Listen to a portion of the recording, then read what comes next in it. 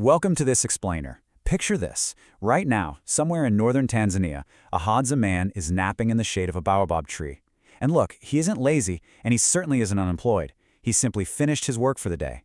Meanwhile, you and I are probably feeling what we can call the slow, modern ache.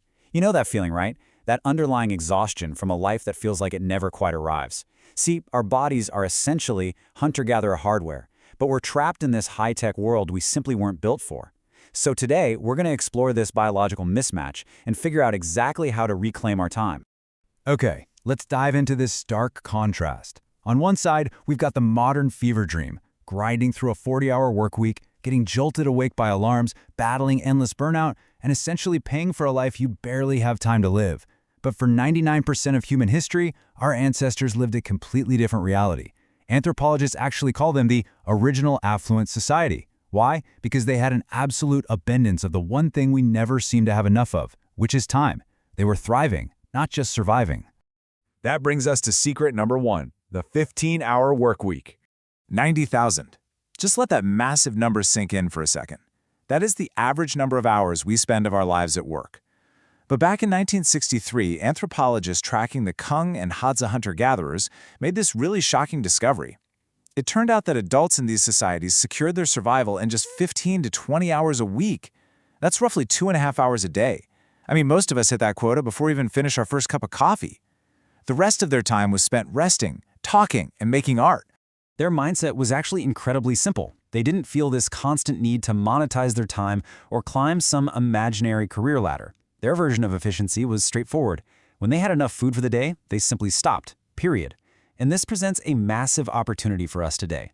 By utilizing digital leverage, automation, or even just minimalist living, we can start to reclaim what we call time wealth.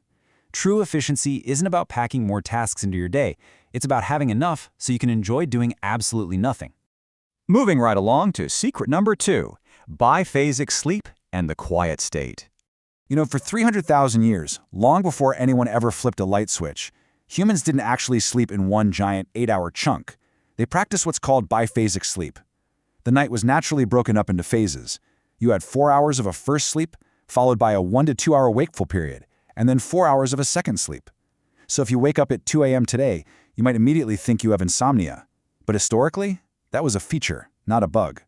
So what exactly happened during this midnight gap? Well, during this wakeful period, the brain naturally pumps out elevated levels of prolactin, which is a hormone that creates a state of deep, peaceful, meditative reflection. It absolutely wasn't a time for stress. It was a time to visit neighbors, maybe stoke the fire or interpret dreams. And of course, it was completely free from the melatonin-suppressing blue light of modern screens that totally fragments our sleep today. Our bodies are literally desperate to return to this rhythm, which is exactly why ancestral sleep coaching and red light therapies are booming right now. All right, on to secret number 3, the nutritional opportunist diet. This comparison really puts things into perspective. See, modern humans rely heavily on just a handful of trap crops, like wheat, corn, and rice. But ancient humans? They were nutritional opportunists. They carried a mental library of 200 to 300 diverse plant species. And the proof is written right in their bones. When archaeologists compare ancient hunter-gatherer skeletons to early farmers, the difference is undeniable. The ancient generalists were taller, stronger, and had almost no cavities. Meanwhile, the early farmers showed major signs of nutritional deficiency and damage from repetitive labor. Our ancestors didn't need constant dietary supplements because their entire environment was basically a superfood warehouse. Which leads us to secret number 4, social arithmetic and the sharing economy. Now, social arithmetic is a really fascinating concept. Imagine a world with absolutely no banks. Your savings account was literally your reputation for generosity. Ancient humans lived in small bands of about 25 to 50 people. And in these groups, sharing wasn't just optional, it was the law. If a hunter killed a large animal, he distributed the meat. Actually, the camp might even mock a successful hunter just to keep his ego in check, making sure nobody ever felt above the group. This created an incredibly intimate, face-to-face safety net where no one ever truly felt alone. Today, we are absolutely starving for this kind of tribal connection, which really explains why digital tribes and micro-communities are becoming so essential. And finally, secret number 5, functional movement and persistence hunting. Here's the thing. Ancient humans absolutely did not work out. Instead, they engaged in purposeful movement with a clear reason behind it. Hunters might casually walk 20 miles in a single day tracking prey. Women and grandmothers would gather 5 to 10 miles daily, and we're talking well into their 70s. It was varied, functional action. It wasn't the repetitive, bone-crushing labor of farming, and it certainly wasn't paying to log miles on a stationary treadmill. They stayed lean and healthy simply by existing in their environment.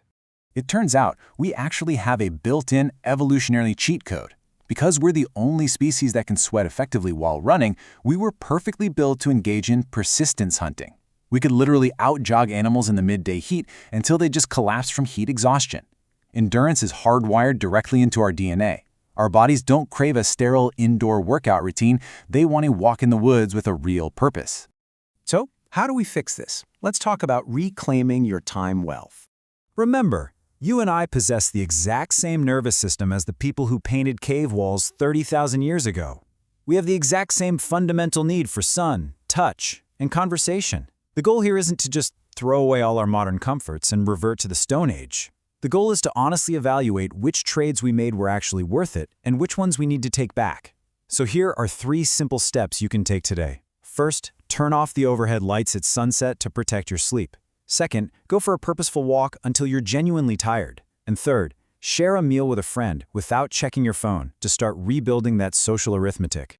I really want to leave you with this question to chew on. Which ancient habit are you going to reclaim this week to escape that 90,000-hour grind? You really don't have to live with that slow modern ache. The fire is still burning inside our biology. We just have to remember how to sit beside it.